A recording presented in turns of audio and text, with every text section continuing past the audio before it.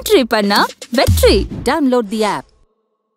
Periyar Maniammai Institute of Science and Technology, Tanjavur. RIAC ranked number 17 in India by IIRF. AM Ratnam presents Pavan Kalyan நடிப்பில் ஜோதி கிருஷ்ணா இயக்கத்தில் Harihara Veeramallu June 12 முதல் உலகமெங்கும். ஒரு சமயத்துல before 1997 Boeing வந்து ஒரு இண்டிபெண்டன்ட் கம்பெனி. அவங்களுடைய ஏரோப்ளேன் வந்து ரொம்ப சேஃப்டி ரெக்கார்ட்ல நல்ல ஒரு சேஃப்டி ரெக்கார்ட் இருந்திருக்கு. போயிங் வந்து it is not only making civilian aeroplane, Boeing வந்து மிலிட்டரி ஏரோப்ளேனும் பண்ணுது. அதுவும் இல்லாம போயிங் ஸ்பேஸ்லயும் இருக்காங்க. ஸோ 787 ட்ராக் ரெக்கார்டு இது வரைக்கும் நல்லா இருக்கு. அதாவது 13-14 வருஷமா ஓடுது இந்த ஏரோப்ளேன். இதுதான் ஃபர்ஸ்ட் கிராஷ். போயிங்ல வந்து 7ல இருந்து 8 சேஃப்டி ஆஃபீஸர்ஸ் இருந்தாங்க. ஸோ எல்லா ப்ராசஸ்லயும் சேஃப்டி கிளியரன்ஸ் வந்து மேண்டேட்டரியா வச்சிருந்தாங்க. அந்த மாதிரி இருந்திருக்கிற ஒரு கம்பெனில வந்து மெக்டானல்ட் டக்ளஸ் வந்ததுக்கு அப்புறம் தே கொஸ்டின்ட், இவ்வளோ சேஃப்டி ஆஃபீஸர்ஸ் ஏன் தேவை, நீங்க ஏன் 8 பேர் வச்சிருக்கீங்க அப்படின்னு கட் பண்ணி ஒரே ஒரு சேஃப்டி ஆஃபீஸர் ஆகிட்டாங்க. போயிங் கம்பெனியோட இன்ஜினியர் வந்து வேலையை விட்டு வெளியே வந்ததுக்கப்புறம் இவங்க வந்து தரமான ஏரோப்ளைனை தயாரிக்க மாட்டுறாங்க, கொஞ்சம் வந்து சீப்பான ப்ராடக்ட்லாம் போடுறாங்கன்னு சொல்லிட்டு 2013 வந்து சொல்லியிருந்தாரு சார். 2013 இந்த விசில் ப்ளோவர் சொன்னார் இல்லையா, அந்த சமயத்தில் வந்து 787 லாக் பண்ணாங்க. ஏன்னா 787 பேட்டரிஸ், லித்தியம் பேட்டரிஸ் இருக்கு இல்லையா, அதுல வந்து நிறைய ப்ராப்ளம் பார்ப்பாங்க. எலக்ட்ரிக்கல் ப்ராப்ளம் இந்த ஏரோப்ளைன்ல இருக்கு. இந்த ஏரோப்ளைன் ஏன் கிராஷ் ஆச்சு, ரெண்டே ரீசன் தாங்க. ஒன்னு வந்து த்ரஸ்ட் லாஸ், ரெண்டாவது வந்து லிஃப்ட் லாஸ்.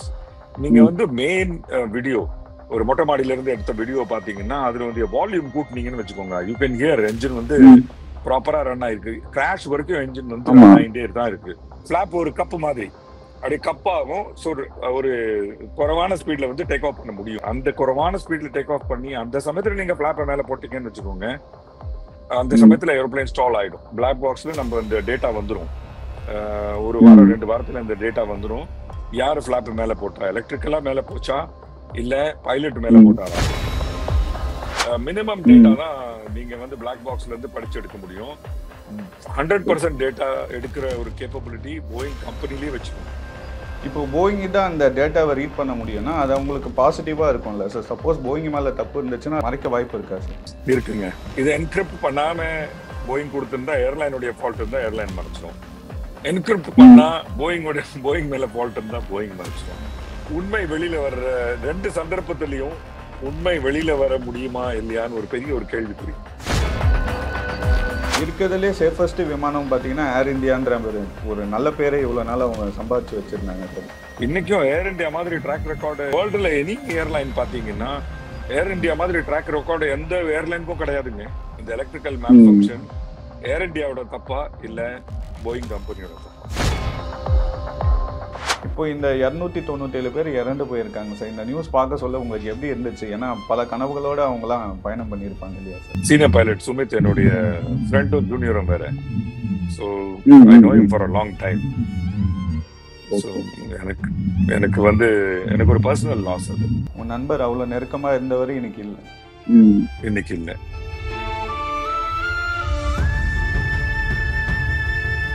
சார் வணக்கம் சார்.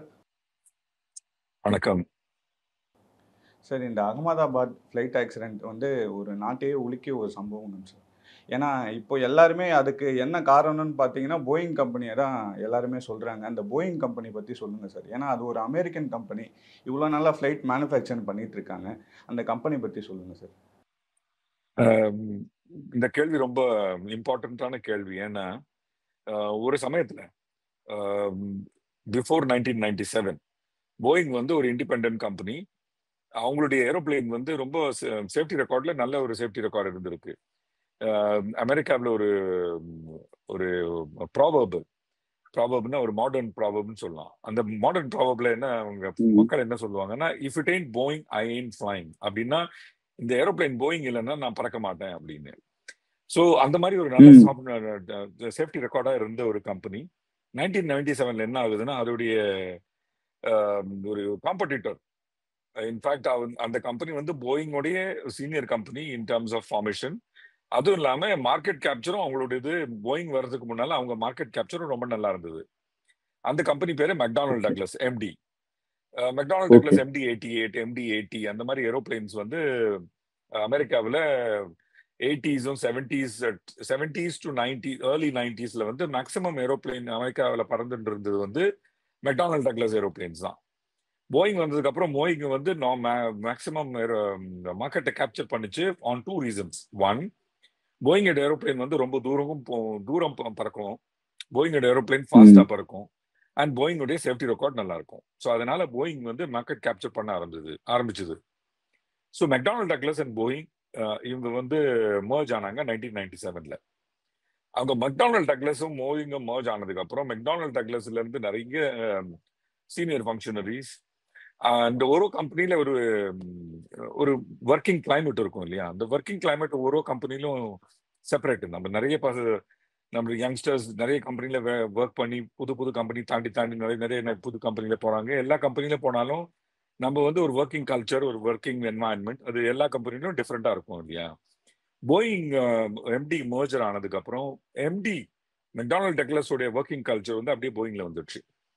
இதை வந்து இன்னும் எக்ஸ்பிளைன் பண்ணணும்னா, ஏரோப்ளேன் ப்ரொடக்ஷன் பண்ற சமயத்துல ஒரிஜினலி மர்ஜருக்கு முன்னால போயிங்ல வந்து 7ல இருந்து 8 சேஃப்டி ஆஃபீஸர்ஸ் இருந்தாங்க. அதாவது ஒரு நட் ஃபிட் பண்ணீங்கன்னா ஃபர்ஸ்ட் வந்து இன்ஜினியர் அதை நட் ஃபிட் பண்ணுவாரு, அதுக்கப்புறம் அந்த சேஃப்டி ஆஃபீஸர் வந்து அதை வந்து இன்ஸ்பெக்ட் பண்ணுவார், அதுக்கப்புறம் the next process will start. அந்த மாதிரி ஒரு ஒர்க் கல்ச்சர் இருந்ததாங்க. ஸோ எல்லா ப்ராசஸ்லையும் சேஃப்டி கிளியரன்ஸ் வந்து மேண்டேட்டரியா வச்சிருந்தாங்க. அது வந்து எஃப்ஏ, அதாவது ஃபெடரல் ஏவியேஷன் அட்மினிஸ்ட்ரேஷன், நம்மளுடைய டிஜிசிஏ மாதிரி எஃப்ஏ சொன்னதுக்காக அவங்க செய்யல. அவங்க கம்பெனியுடைய இன்டர்னல் கல்ச்சரே ஒரு சேஃப்டி அதிகமா இருந்த ஒரு கல்ச்சரா இருந்திருக்கு. அந்த மாதிரி இருந்திருக்கிற ஒரு கம்பெனில வந்து மெக்டானல்ட் டக்ளஸ் வந்ததுக்கு அப்புறம் தே குவெஸ்டன்ட், இவ்வளவு சேஃப்டி ஆஃபீஸர்ஸ் ஏன் தேவை, ரெகுலேட்டர் உங்களுக்கு சேஃப்டி ஆஃபீஸர்ஸ் வேணாமே, இவ்வளவு வைக்கணும்னு சொல்லலையே, நீங்க ஏன் 8 பேர் வச்சிருக்கீங்க அப்படின்னு கட் பண்ணி ஒரே ஒரு சேஃப்டி ஆஃபீஸர் ஆக்குனாங்க. ஸோ ப்ரொடக்ஷன்ல என்ன ஆச்சுன்னா நிறைய சேஃப்டி ஷார்ட்கட் எடுக்க ஆரம்பிச்சாங்க. ஒன்னாவது. ரெண்டாவது வந்து போயிங் 737 மேக்ஸ் 2 கிராஷ் ஆச்சு. ஒன்னு லயன் ஏர், ஒன்னு ஆப்பிரிக்கால ஒன்று கிராஷ் ஆச்சு. இதுல மெயின் ரீசன் வந்து எம்காஸ் அப்படின்னு ஒரு சிஸ்டம் வச்சிருந்தாங்க, மனுவர் அக்யூமெண்டேஷன் சிஸ்டம், மனுவர் அண்ட் கண்ட்ரோல் அக்யூமெண்டேஷன் சிஸ்டம் அப்படின்னு. அது வைக்கிறதுக்கு காரணம் என்னன்னா, போயிங்குடைய ஹைட், போயிங் 737 ஹைட் கொஞ்சம் குறைவு. அதுல வந்து பெரிய என்ஜின் போடணும்னா விங்கு கீழே போட முடியாது. ஸோ அவங்க வந்து விங்கோடைய ஃப்ரண்ட்ல போட்டு கொஞ்சம் மேல போட்டாங்க அந்த என்ஜினை. அந்த போடுறதுனால என்ன ஆச்சுன்னா சென்டர் ஆஃப் கிராவிட்டி ஷிஃப்ட் ஆயிடுச்சு. அதாவது நம்ம வந்து போன் இப்படி வந்து பேலன்ஸ் பண்றோம் இல்லையா, இதை வந்து முன்னால பேலன்ஸ் பண்ணோம்னா போன் பேலன்ஸ் ஆகாது இல்ல. ஸோ அந்த மாதிரி அது பேலன்ஸ் பண்றதுக்கு இவங்க வந்து ஒரு எம்காஸ்னு ஒரு சிஸ்டம் வந்து இன்கார்பரேட் பண்ணாங்க டெயில்ல. ஆனா அந்த எம்காஸ் சிஸ்டம் இன்கார்பரேட் பண்ணதுக்கு அப்புறம் ட்ரைனிங் கொடுக்கணும் அப்படின்னு ஒரு ரிக்வயர்மெண்ட் வந்தது. அதை ட்ரைனிங் கொடுக்காம இருக்கிறதுக்கு எப்படி பண்ணணும் அப்படின்னு ஒரு நிறைய மெமோஸ், இன்டர்னல் மெமோஸ் பண்ணி அவங்க வந்து எம்காஸ் சிஸ்டம் பத்தி பைலட்டுக்கு சொல்லவே இல்லை. பைலட்டுடைய புக் இருக்கு, தட் இஸ் கால்ட் எஃப்காம். ஓகே. அது வந்து எஃப்காம்னு ஒரு புக் இருக்கு. அது அந்த புக்ல வந்து எம்காஸ பத்தி ஒண்ணுமே எழுதல. ஸோ அதனால இந்த 2 கிராஷ் ஆனதுனால போயிங் கம்பெனி ஒரு ஆல்மோஸ்ட் ஒரு 1 இயருக்கு பூட்டிட்டாங்க. அதாவது போயிங்குடைய 737 மேக்ஸ். அந்த சமயத்துல பாத்தீங்கன்னா 787 இந்த ட்ரீம் லைனர் இருக்கு இல்லையா, அந்த கிராஷ் ஆன ட்ரீம் லைனர், அது கூடி வந்தது. So 787 became the main running contender. அவங்களுடைய ப்ராடக்ட் லைன்ல வந்து 737 தான் ஒரு பிளாக்ஷிப் ப்ராடக்டா இருந்ததுன்னு வச்சுக்கோங்க. 787 வந்து ஒரு பிளாக்ஷிப் ப்ராடக்டா வர ஆரம்பிச்சது. ஸோ 787 ட்ராக் ரெக்கார்டு இது வரைக்கும் நல்லா இருக்கு. அதாவது 13-14 வருஷமா ஓடுது இந்த ஏரோப்ளேன். இதுதான் ஃபர்ஸ்ட் கிராஷ். ஸோ போயிங்க பாத்தீங்கன்னா ப்ராடக்ட் லைன் வச்சுதான் நம்ம வந்து அதை பார்க்க முடியும். ஆனா சேஃப்டி கல்ச்சரை பத்தி நம்ம டிஸ்கஸ் பண்ணோம் இல்லையா, அதுல இருந்து அந்த சேஃப்டி கல்ச்சர் எப்படின்னு நம்மளுக்கு புரிய வர்றது. அதான் இன்னொன்னு, போயிங்குடைய 787 2 இடத்துல பண்ணாங்க. ஒன்னு வந்து சார்ல்ஸ்டன்ல, இன்னொன்னு வந்து அவங்க மெயின் ஃபெசிலிட்டியில. சார்ல்ஸ்டன்ல பண்ண 787க்கு நிறைய ப்ராப்ளம் இருந்தது. அதனால சார்ல்ஸ்டனை கூட்டிட்டு அந்த 787 ஃபுல் ஃபேக்டரி வந்து அவங்க ஷிஃப்ட் பண்ணிட்டாங்க. இப்போ புது லொகேஷன் இருக்கு, அங்க வந்திருக்காங்க. ஸோ சார்ல்ஸ்டன்ல பண்ண 787 ஹேட் அ ப்ராப்ளம், அதை அவங்க சார்ட் அவுட் பண்ணிட்டாங்க. அண்ட் இந்த புது ஃபெசிலிட்டில இருந்து இப்போ 787 ட்ரீம் லைனர் வந்து வெளில வருது. So that is all about Boeing. Boeing வந்து it is not only making civilian aeroplane, அதாவது இந்த பயணிகள் போற ஏரோப்ளைன் மட்டும் பண்ணல, போயிங் வந்து மிலிட்டரி ஏரோப்ளைனும் பண்ணுது. அதுவும் இல்லாம போயிங் ஸ்பேஸ்லயும் இருக்காங்க. நான் ரீசெண்டா நாசா போயிருந்தேன். நாசால வந்து போயிங் உடைய ஒரு கான்ட்ரிபியூஷன் ரொம்ப அதிகம். So Boeing aviation and space ரெண்டுத்துலயுமே ஒரு பெரிய ஒரு கம்பெனியா இருக்கு. ஆனா அவங்களுடைய பிளாக்ஷிப் ப்ராடக்ட்னு பாத்தீங்கன்னா போயிங் 737, போயிங் 777 அண்ட் போயிங் 787. இதுதான் அவங்களுடைய 3 பிளாக்ஷிப் ப்ராடக்ட். இதுல இருந்து தான் மேக்சிமம் அவங்களுக்கு இன்கம் வருது. இப்போ எல்லாருமே எதை பற்றி பேசுகிறாங்கன்னு பார்த்தீங்கன்னா, போயிங் கம்பெனியோட இன்ஜினியர் வந்து வேலையை விட்டு வெளியே வந்ததுக்கப்புறம் இவங்க வந்து தரமான ஏரோப்ளைனை தயாரிக்க மாட்டுறாங்க, கொஞ்சம் வந்து சீப்பான ப்ராடக்ட்லாம் போடுறாங்கன்னு சொல்லிட்டு 2013 வந்து சொல்லியிருந்தாரு சார். அதில் வந்த விமானம் தான் இந்த ஒரு 1000 விமானம் வந்து மேனுஃபேக்சர் பண்ணாங்க. அதில் ஒன்று தான் இந்த 787ன்ற மாதிரி விஷயங்கள்லாம் இப்போ வைரல் ஆகிட்டு இருக்கு சார். இல்ல, அதுல வந்து என்னன்னா 2013 வந்து இந்த 787, அதாவது ரெண்டும் வேற வேற ப்ராடக்டா பார்க்கணுங்க. அதாவது நீங்க வந்து S24 மொபைல் யா S21 மொபைல் ரெண்டும் வேற மொபைல், ஆனா பண்றது சாம்சங் தானே. அதே மாதிரி போயிங் 737 அண்ட் 787 ரெண்டு டிஃபரெண்ட் ப்ராடக்ட். ஆனா 787 2013 இந்த விசில் ப்ளோவர் சொன்னார் இல்லையா, அந்த சமயத்துல வந்து 787 ட்ராப் பண்ணாங்க. ஏன்னா 787 பேட்டரிஸ், லித்தியம் பேட்டரிஸ் இருக்கு இல்லையா, அதுல வந்து நிறைய ப்ராப்ளம் பார்த்தோங்க. எலக்ட்ரிக்கல் ப்ராப்ளம் இந்த ஏரோப்ளைன்ல இருக்கு. அதுவும் இல்லாம நான் நிறைய என்னுடைய ஃப்ரெண்ட்ஸ் 787 ஓட்டுறாங்க, அவங்க கிட்ட நான் பேசினேன். அவங்களும் இதுதான் சொன்னாங்க, எலக்ட்ரிக்கல் ப்ராப்ளம் இந்த ஏரோப்ளைன்ல சகஜம். நாட் சோ மச் இந்த காக்பிட். கேபின்ல போனீங்கன்னா சில சமயம் ஏசி ஒர்க் ஆகாது, சில சமயம் டிவி ஒர்க் ஆகாது, அதெல்லாம் சொல்லியிருந்தாங்க சார். சில சமயம் வந்து இதுடைய கிளாஸ் இருக்கு இல்லையா, அந்த விண்டோல உட்கார்ந்து இருக்கும் போது அந்த கிளாஸ் வந்து அது மேல கவர் கிடையாது, பிசிக்கல் கவர் இல்ல. அங்க ஒரு பட்டன், அந்த பட்டன் அமுக்குனீங்கன்னா அது டார்க் ஆயிட்டே போகும், அந்த பட்டன் அமுக்குனீங்கன்னா அது வந்து லைட் ஆயிட்டே போகும். அதுவும் இல்லாம அந்த கிளாஸ் வந்து சென்ட்ரலா கண்ட்ரோல் பண்ண முடியும், அதுவும் சில சமயம் ப்ராப்ளமா கொடுக்குது. அந்த மாதிரி எலக்ட்ரிக்கல் இஷ்யூஸ் இந்த ஏரோப்ளைன்ல வந்து சகஜம் அப்படின்னு என்னுடைய ஃப்ரெண்ட்ஸும் சொன்னாங்க. நான் ரீசென்ட்லி வந்து சிங்கப்பூர்ல இருந்து சான் பிரான்சிஸ்கோ போனேன், இதே 787 ட்ரீம் லைனர் தான் போனேன். அதுல அந்த ப்ராப்ளம் நானும் பார்த்தேன். So what they are saying is true. Electrical problem இந்த ஏரோப்ளைன்ல சகஜம் தான், சகஜமா பார்க்க முடியுது. அது ஒரு பெரிய விஷயமா ஆகாதா சார்? ஏன்னா இந்த டெல்லியிலேருந்து அகமதாபாத் போக சொல்ல இந்த ஃப்ளைட் பார்த்தீங்கன்னா அதில் ஒரு பேசஞ்சருமே சொல்லியிருந்தாரு, இல்லை நிறைய டெக்னிக்கல் இஷ்யூ இருக்குது, ஏசி ஒர்க் ஆகலை, நீங்கள் சொன்ன மாதிரி அந்த டிஸ்பிளே ஒர்க் ஆகலை, சிட்டிங்கில் இருக்கிற டிஸ்பிளே ஒர்க் ஆகலைன்ற மாதிரி விஷயங்கள்லாம் சொல்லியிருந்தாங்களே சார். ஆமா, அதுல வந்து இந்த ஏரோப்ளைன் ஏன் கிராஷ் ஆச்சு, ரெண்டு ரீசன் தாங்க. ஒன்னு வந்து த்ரஸ்ட் லாஸ், ரெண்டாவது வந்து லிஃப்ட் லாஸ். த்ரஸ்ட் லாஸ் கிடையாது. ஏன்னா நான் எப்படி சொல்றேன், த்ரஸ்ட் லாஸ் நிறைய பேர் சொல்றாங்க ஃபியூல் கண்டாமினேஷன், என்ஜின் ஆஃப் ஆயிடுச்சு, அது இதுன்னு கதை விடுறாங்க. நீங்க வந்து மெயின் வீடியோ, ஒரு மொட்டை மாடியில இருந்து எடுத்த வீடியோ பாத்தீங்கன்னா அதுல வந்து வால்யூம் கூட்டினீங்கன்னு வச்சுக்கோங்க, யூ கேன் ஹியர் என்ஜின் வந்து ப்ராப்பரா ரன் ஆயிருக்கு. கிராஷ் வரைக்கும் என்ஜின் வந்து ரன் ஆயிட்டே தான் இருக்கு. அந்த சவுண்ட் எல்லாருமே கேட்டிருக்கோம். So engine is not an issue, என்னுடைய அபிப்பிராயம். ரெண்டாவது வந்து நீங்க அந்த அதே வீடியோ கொஞ்சம் கேர்ஃபுல்லா பாத்தீங்கன்னா ஃபிளாப்னு சொல்லுவாங்க. ஃபிளாப்னா விங்குக்கு பின்னால ஒரு இப்படி வந்து கீழே வரும். டேக் ஆஃப் லேண்டிங்ல நம்ம பார்ப்போம் இல்லையா, விண்டோ பக்கத்துல உட்காந்தோம்னா நம்ம பார்க்கலாம், அது வந்து அப்படியே கீழே வரும். லேண்டிங் டைம்ல, டேக் ஆஃப் டைம்லயும் அது கீழே தான் இருக்கும். அது வந்து ஃபிளாப்னு சொல்லுவாங்க. அதோடைய ஃபிளாப்புடைய என்ன ரெக்குவயர்மெண்ட்னா லிஃப்ட கூட்டணும், அதாவது குறைவான ஸ்பீடில் டேக் ஆஃப் பண்றதுக்கு அது ஹெல்ப் ஆகும். நீங்க வந்து வண்டி இந்த பஸ்ல வெளியில உட்காந்துக்கிட்டு கையை அப்படி வெளியில வைங்க, இப்படி வச்சிங்கன்னா உங்களுக்கு தெரியும் கை எப்படி மேல போகுது. இதே கையை அப்படி கப்பாக்கி வச்சிங்கன்னா உங்களுக்கு பாப்பீங்க இன்னும் கை வேகமா மேல போற மாதிரி ஒரு ஃபோர்ஸ் மாதிரி தெரியும் இல்லையா. பஸ்லயோ இல்ல ட்ரெயின்லயோ கையை வெளியில விட்டு நம்ம எல்லாம் குழந்தைகள கையை நிறைய வாட்டி கையை வெளியில விட்டு பார்த்துருக்கோம். அந்த மாதிரி இது வந்து ஃபிளாப் ஒரு கப்பு மாதிரி அப்படியே கப்பாகும். ஸோ ஒரு குறைவான ஸ்பீட்ல வந்து டேக் ஆஃப் பண்ண முடியும். ஆனா டேக் ஆஃப் பண்ணதுக்கு அப்புறம் ஒரு 1000 அடி 2000 அடி போனதுக்கு அப்புறம் தான் இந்த ஃபிளாப் வந்து உள்ள பண்ணுவாங்க. உள்ள போட்டுட்டு அது ஸ்பீடு கூட்டி போகிறது. ஸோ ஃபிளாப் உடைய ஃபங்க்ஷன் வந்து குறைவான ஸ்பீட்ல டேக் ஆஃப் பண்றதுக்கு. அந்த குறைவான ஸ்பீட்ல டேக் ஆஃப் பண்ணி அந்த சமயத்துல நீங்க ஃபிளாப்பை மேல போட்டீங்கன்னு வச்சுக்கோங்க, அந்த சமயத்துல ஏரோப்ளைன் ஸ்டால் ஆயிடும். ஸ்டால்னா அப்படி இப்படி ஆடிட்டே போய் கிராஷ் ஆயிடும். அதுதான் நம்ம பார்த்தோம். So loss of lift is the problem. அந்த லாஸ் ஆஃப் லிஃப்ட் ஆனதுக்கு காரணம் என்னுடைய அபிப்பிராயம் ஃபிளாப் மேல போயிருக்குன்னு தான். ஆனா ஃபிளாப் மேல பைலட் வந்து கோ பைலட் எப்பவுமே ஃபர்ஸ்ட் திங் அவர் மேல போடுறது வந்து கியர் தான், அண்டர் கேரேஜ், அதாவது வீல் இருக்கு இல்லையா, அதுதான் மேல போடுவாங்க ஃபர்ஸ்ட். அது ஃப்ரண்ட்ல இருக்கு. ஃபிளாப் மேல போடுற லிவர் வந்து சைட்ல, உங்க சைட்ல இருக்கு. எப்பவுமே டேக் ஆஃப் பண்ண உடனே கோ பைலட்டோடைய கை வந்து நேரா ஃபிளாப் கியருக்கு தான் போகும், ஃபிளாப்புக்கு போகாது. அவர் முதல்ல மேல பண்றது வந்து கியர் தான். ஏன்னா கியர் மேல போட்ட உடனே ஏரோப்ளைன் சீக்கிரமா ஸ்பீட பிடிக்கும். ஸோ மசில் மெமரி பைலட்டுடையது is to put the gear up. So flap ஏன் மேல போச்சுன்னா, ஏன் அபிப்பிராயம் என்னன்னா, நிறைய ஒரு வெள்ளக்காரன் அங்க உட்காந்துக்கிட்டு ஃபிளாப் பைலட் தான் மேல பண்ணா அப்படின்னு கதை விடுறாரு ஸ்டீவன் ஒரு ஆளு. அதெல்லாம் கதைங்க. ஏன்னா ஐ ஃபீல் இந்த எலக்ட்ரிக்கல் ப்ராப்ளம்னாலதான் இந்த ஃபிளாப் மேல போயிருக்கு. அந்த ஃபிளாப் மேல இதுதான் மெயின் ரீசனா இருக்குமா சார்?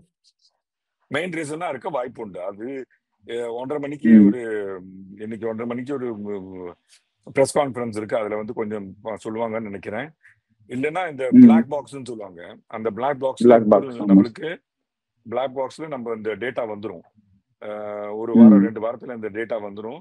யாரு ஃபிளாப் மேல போட்டா, எலக்ட்ரிக்கலா மேல போச்சா இல்ல பைலட் மேல போட்டாரா? என்னுடைய அபிப்பிராயம் வந்து இது எலக்ட்ரிக்கல் மேல் ஃபங்க்ஷனாலதான் ஃபிளாப் மேல போயிருக்குன்னு என்னுடைய அபிப்பிராயம். இந்த பிளாக் பாக்ஸ்ல தான் எல்லா இன்ஃபர்மேஷனுமே கலெக்ட் பண்ணி வச்சுக்குன்ற மாதிரி சொல்றாங்க இல்லையா சார்? அதுல இருந்து நம்ம ரிசல்ட் எடுக்கணும்னாலே 14-15 நாள் ஆகும்னு சொல்றாங்க இல்லையா சார் மினிமம்? ஏன்னா பிளாக் பாக்ஸ்ல இருக்க டேட்டா இருக்கு இல்ல, அது வந்து போயிங்குடைய ஃபேக்டரியில போய் தான் நீங்க வந்து அது படிக்க முடியும். போயிங் வந்து இந்த யூசர்ஸ்க்கோ ஏர்லைன்ஸ்க்கோ கம்ப்ளீட் பிளாக் பாக்ஸ் டேட்டாவை எடுக்கக்கூடிய அந்த எக்யூப்மெண்ட்டை கொடுக்கல. ஒன்னாவது. ரெண்டாவது அது ப்ரொப்ரைட்டரி டேட்டா. பிளாக் பாக்ஸுடைய டேட்டா வந்து ப்ரொப்ரைட்டரி டேட்டா. அது வந்து போயிங் அவ்வளோ சீக்கிரமா அவ்வளோ ஈஸியா யாருக்கும் கொடுக்க மாட்டாங்க.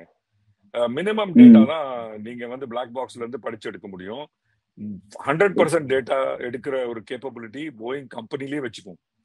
அது பிசிக்கலா இந்த பாக்ஸ் ஃப்ளை பண்ணி அமெரிக்கா கொண்டு போய் அங்க ஒரு ரீடர்ல போட்டு அங்க இருந்து படிச்சு அதுக்கப்புறம் வந்து போயிங் அதை வந்து பார்த்து அதுக்கப்புறம் அந்த டேட்டாவை ரிலீஸ் பண்ணுவாங்க. ஒரு வாரம் மினிமம், ஒரு வாரத்துல இருந்து 15 நாள் மினிமம் ஆகும் தான் என்னுடைய அபிப்பிராயம்.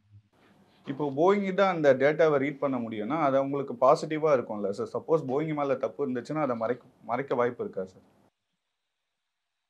இருக்குங்க. உங்ககிட்ட வருது data, suppose you are the mobile producer, அந்த உங்க மொபைல் எக்ஸ்ப்ளோர்ட் ஆச்சு, நீங்க வந்து அந்த மொபைலை வச்சு படிக்கிறீங்க அண்ட் உங்களுக்கு ப்ராப்ளம் புரிஞ்சிடுச்சு என்னன்னு, நீங்க வந்து அதை யூசருக்கு சொல்லுவீங்களா? சொல்ல மாட்டோம்.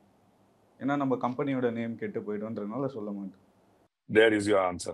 Next யாரு அந்த பைலட் மேலயோ டெக்னிக்கல் இஷ்யூ பைலட் மேல தான் நம்ம சொல்லுவோம். ஏன் சொல்லுவோம்? அவர் இல்லையே, அவர்தான் இல்லையே, அவர் தான் மேல போயிட்டாரு. ஏன்னா அவரும் வந்து வெளியே சொல்ல முடியாது இல்லையா சார்? பைலட் செத்து போயிட்டாரு, எப்படி பிடிப்பீங்க நீங்க போய் பைலட்டை? So very easy to be a pilot இல்லையா? அதுவும் இல்ல, அதனாலதான் இந்த வெள்ளக்காரன் வந்து இந்த மாதிரி வீடியோ எல்லாம் போடுறான் பாருங்க. இந்த வெள்ளக்காரனை வச்சு இவங்க ஏன் இந்த வீடியோ போட வைக்கிறாங்க? அது ஒரு யோசிக்க வேண்டிய ஒரு கேள்வி. இதை என்கிரிப்ட் பண்ணாம போயிங் கொடுத்திருந்தா ஏர்லைனுடைய ஃபால்ட் இருந்தா ஏர்லைன் மறைச்சிடும். என்கிரிப்ட் பண்ணா போயிங் மேல ஃபால்ட் இருந்தா போயிங் மறைச்சிடும். இதுல வந்து உண்மை வெளியில வர்ற 2 சந்தர்ப்பத்திலையும் உண்மை வெளியில வர முடியுமா இல்லையான்னு ஒரு பெரிய ஒரு கேள்விக்குறி. மேக்சிமம் எஃபெக்ட் யார் ஆகுறாங்க? பேசஞ்சர்ஸ் தான். உங்களுக்கு அவங்களுக்கு வந்து இதுதான் உண்மையா இல்ல இதுதான் உண்மையா அப்படின்னு ஒரு கேள்விக்குறி எப்பவுமே இருக்கும். இந்த கேள்விக்குரிய சேஞ்ச் ஆகிறதுக்கு வாய்ப்பு ஐ டோன்ட் நோ. இந்த ப்ராப்ளம் எப்படி நம்ம சார்ட் அவுட் பண்ண முடியும்னு எனக்கு புரியல இன்னும். லைவா இந்த டேட்டா வந்து கவர்மெண்ட் வெப்சைட்ல இல்ல கவர்மெண்டோடைய ஒரு டேட்டா பேஸ்ல வந்து லைவா அப்டேட் பண்ணாதான் உங்களுக்கு உண்மைக்கு தெரிய வாய்ப்பு உண்டுன்னு என்னுடைய அபிப்பிராயம். அதை வந்து எப்படி லைவா பண்ணணும்னு யோசிக்கணும் நம்மளுக்கு. Unencrypted data in the government website, ஒரு தேர்ட் பார்ட்டி. இந்த தேர்ட் பார்ட்டி வந்து கம்பெனிக்கும் சைடு பண்ண மாட்டாங்க, அண்ட் மேனுஃபேக்சருக்கும் சைடு பண்ண மாட்டாங்க. அந்த மாதிரி ஒரு தேர்ட் பார்ட்டி கிட்ட இந்த டேட்டா வச்சாதான் நம்மளுக்கு உண்மை தெரிய வாய்ப்பு உண்டு. இப்போ இந்த ஆக்சிடென்ட்டை வந்து இன்வெஸ்டிகேட் பண்ணுவாங்க இல்லையா சார், அந்த டீம் வந்து என்ன யாரு வச்சிருப்பா அந்த டீம்? அந்த டீம்ல ஒரு மெம்பர் நான். இந்த ஆக்சிடென்ட்ல இல்ல, ஏர் ஆக்சிடென்ட் இன்வெஸ்டிகேஷன் போர்டோட மெம்பர் நான்.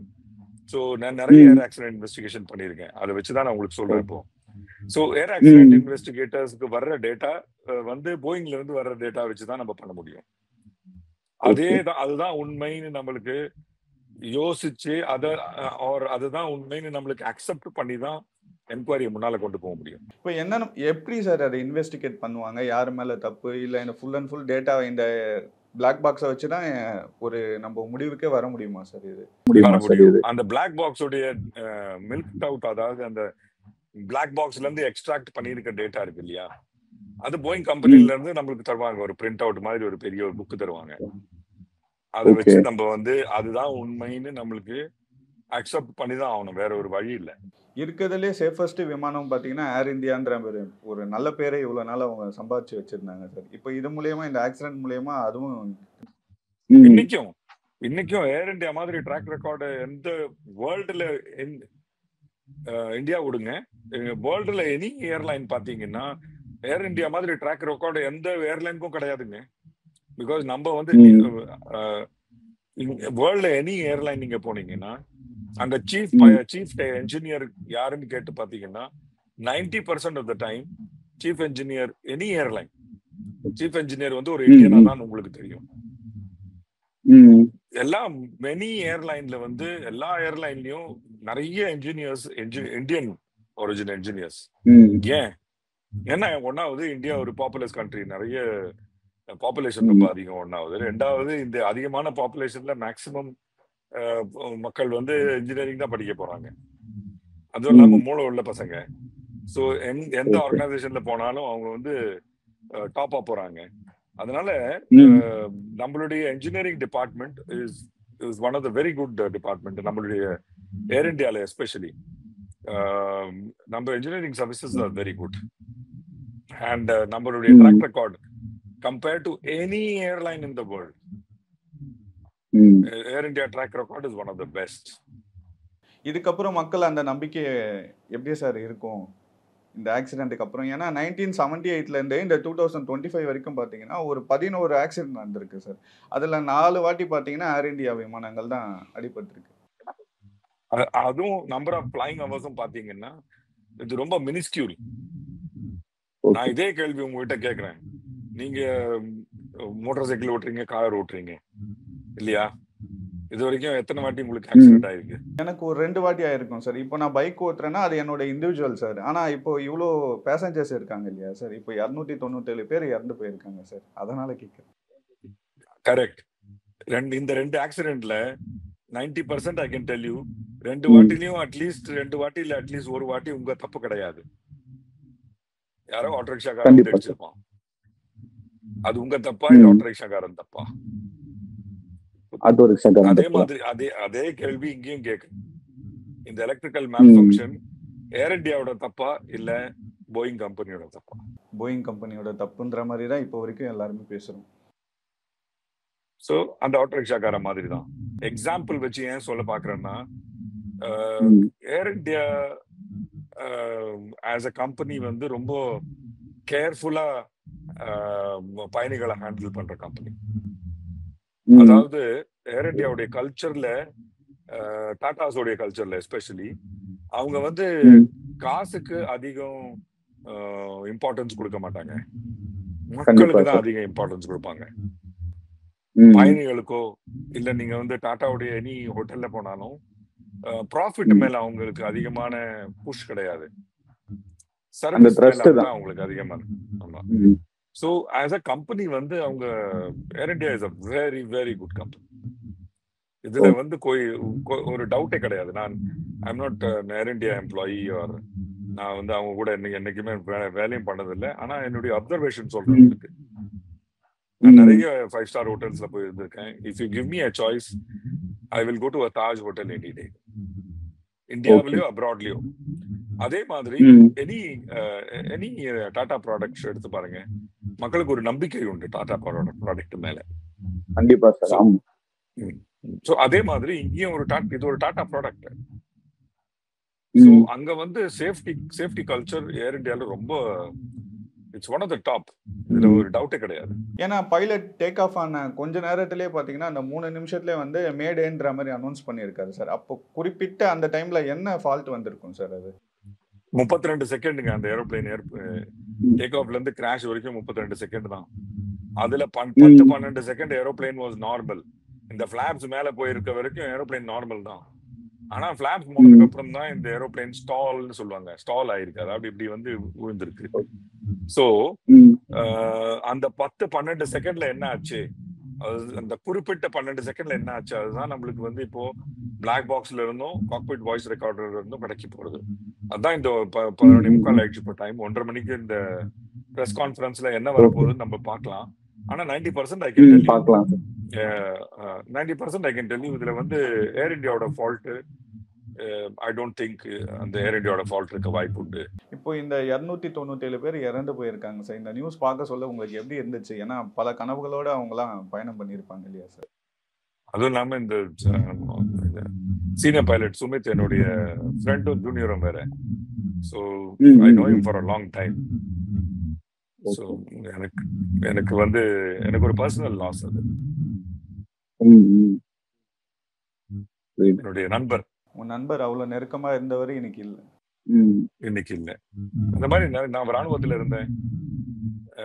நிறைய நண்பர்களை நான் வந்து இழந்திருக்கேன். ஆனா இந்த மாதிரி வேலைகள்லாம் செய்ய சொல்ல ரொம்ப ஆபத்தான வேலைகள் இல்லையா சார் இந்த மாதிரி ஒர்க் எல்லாம்? நமக்கு ராணுவம் வந்து ஆபத்தான வாழ்க்கை.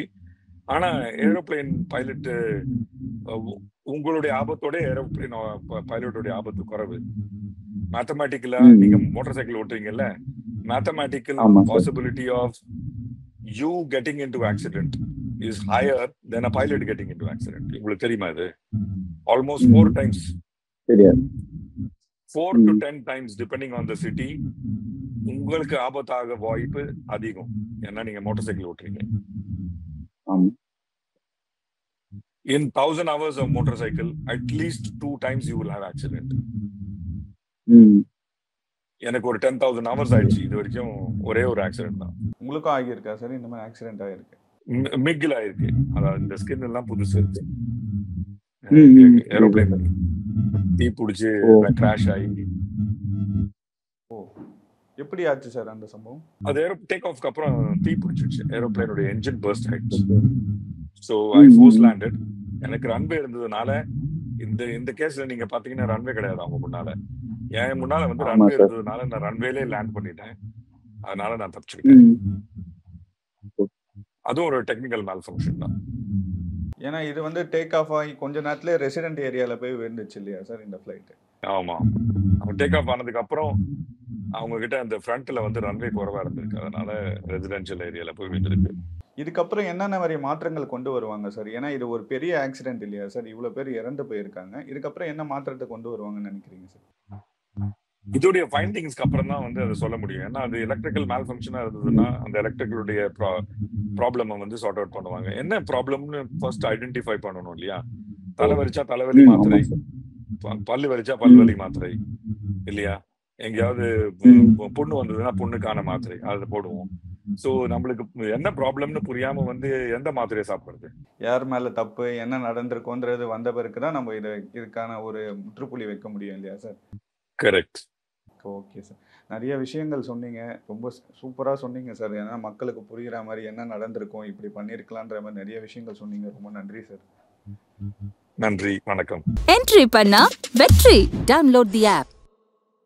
Periyar Maniammai Institute of Science and Technology, Tanjavur. RIAC ranked number 17 in India by IIRF. AM Rathnam presents Pawan Kalyan நடிப்பில் ஜோதி கிருஷ்ணா இயக்கத்தில் ஹரிஹர வீரமல்லு ஜூன் 12 முதல் உலகமெங்கும்.